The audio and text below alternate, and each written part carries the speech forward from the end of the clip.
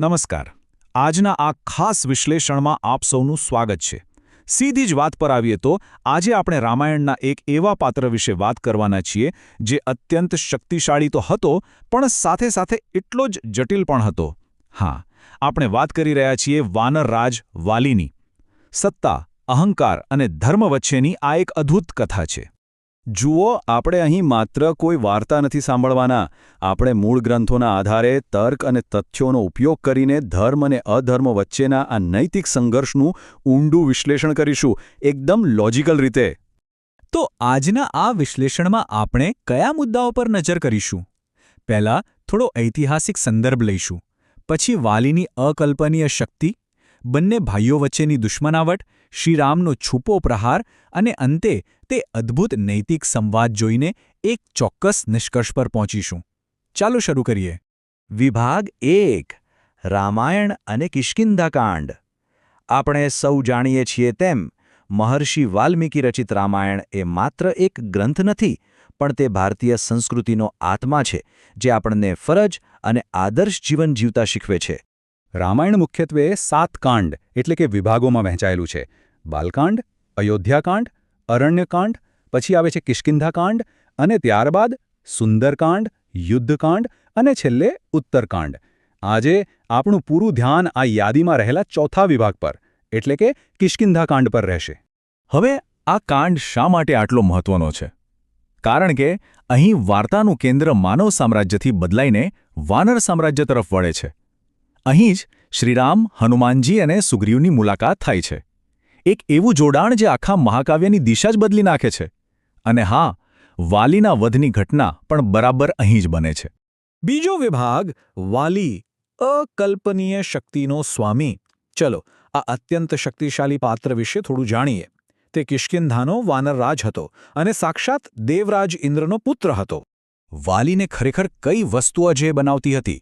તો એનો જવાબ છે તેને મળેલું એક અદ્ભુત વરદાન.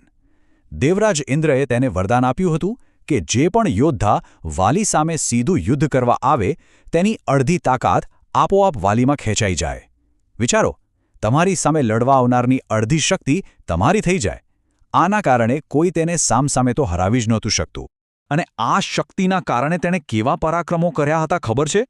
ત્રણેય લોકને ધ્રુજાવનાર રાવણને પણ વાલીએ હરાવ્યો હતો.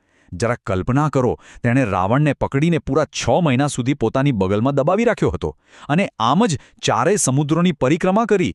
અંતે કંટાળીને રાવણે તેની સાથે મિત્રતા કરવી જ પડી. આવો ભયાનક હતો વાલી. ત્રીજો વિભાગ ભાઈઓ વચ્ચે દુશ્મનાવટનું કારણ. આટલો શક્તિશાળી રાજા, તો પછી તેના સગા નાના ભાઈ સુગ્રીવ સાથે તેને દુશ્મનાવટ કેમ થઈ? એની પાછળ કોઈ રાજકીય ષડયંત્ર નહોતું, પણ એક બહુ જ કરુણ ગેરસમજ હતી. તો ઘટના કંઈક એવી બની કે એકવાર માયાવી નામનો રાક્ષસ વાલીને લલકારીને એક ઊંડી ગુફામાં સંતાઈ ગયો. વાલી તેને મારવા ગુફામાં ગયો અને સુગ્રીવને બહાર પહેરો ભરવાનું કહી ગયો. ઘણો લાંબો સમય વીતી ગયો. અચાનક ગુફામાંથી લોહીની એક ધાર બહાર આવી. હવે સુગ્રીવે તાર્કિક રીતે એવું જ વિચાર્યું કે વાલી માર્યો ગયો છે. આથી તેણે ગુફાનું મુખ એક વિશાળ પથ્થરથી બંધ કરી દીધું અને કિષ્કિંધાનો રાજા બની ગયો. પણ વાલી પાછો આવ્યો. અને અહીં જ વાલીની સૌથી મોટી નૈતિક ભૂલ થાય છે. અંધ ક્રોધમાં આવીને તેણે સુગ્રીવનો ખુલાસો સાંભળવાની જ ના પાડી દીધી અને તેને રાજ્યમાંથી હાંકી કાઢ્યો. પણ વાત માત્ર રાજ્ય પૂરતી સીમિત નહોતી. વાલીએ તમામ મર્યાદાઓ નેવે મૂકીને સુગ્રીવનું પત્ની રૂમાને બળજબરીથી પોતાની પાસે રાખી લીધી, જે ખરેખર એક અત્યંત જઘન્ય પાપ હતો. વિભાગ 4. શ્રીરામ દ્વારા વાલીનો વધ. હવે આ કથામાં સૌથી મોટો વળાંક આવે છે. પોતાનું રાજ્ય અને પત્ની બધું જ ગુમાવી ચૂકેલો ભયભીત સુગ્રીવ આખરે શ્રીરામના શરણે જાય છે. પણ એક બહુ મોટો સવાલ ઊભો થાય છે. સીધા યુદ્ધને બદલે ભગવાન રામ એક ઝાડ પાછળ સંતાઈને વાલી પર બાણ ચલાવે છે. વિચારો, ધર્મના સર્વોચ્ચ પ્રતીક ગણાતા શ્રીરામે છપાઈને કેમ પ્રહાર કર્યો? શું આ યોગ્ય હતું? વેલ, મૂળ ગ્રંથો આ કાર્ય પાછળના બહુ જ સચોટ કારણો આપે છે. પહેલું, પેલા વરદાનને કારણે સીધું યુદ્ધ નકામું હતું, કારણ કે વાલી રામની પણ અડધી શક્તિ ખેંચી લેત. બીજું અને સૌથી મહત્વનું, વાલીએ નાના ભાઈની પત્ની કે જે પુત્રી સમાન ગણાય તેને બળજબરીથી રાખીને મોટો અધર્મ કર્યો હતો. અને ત્રીજું, સુગ્રીવ રામનો શરણાગત હતો અને શરણાગતનું રક્ષણ કરવું એ જ એક ક્ષત્રિયનો પરમધર્મ હોય છે. વિભાગ 5 વાલીના પ્રશ્નો અને રામનો ઉત્તર. આ આખા વિશ્લેષણનો સૌથી દાર્શનિક હિસ્સો છે, જાણે કોઈ ઐતિહાસિક કોર્ટરૂમ ડ્રામા ચાલી રહ્યો હોય. અહીં બંનેની વિચારધારાનો સ્પષ્ટ તફાવત જુઓ. એક તરફ મૃત્યુશૈયા પર પડેલો વાલી છે, જે પૂછે છે કે મારો શું વાંક હતો, મેં તમારું શું બગાડ્યું હતું કે તમે આમ છુપાઈને મારો શિકાર કર્યો?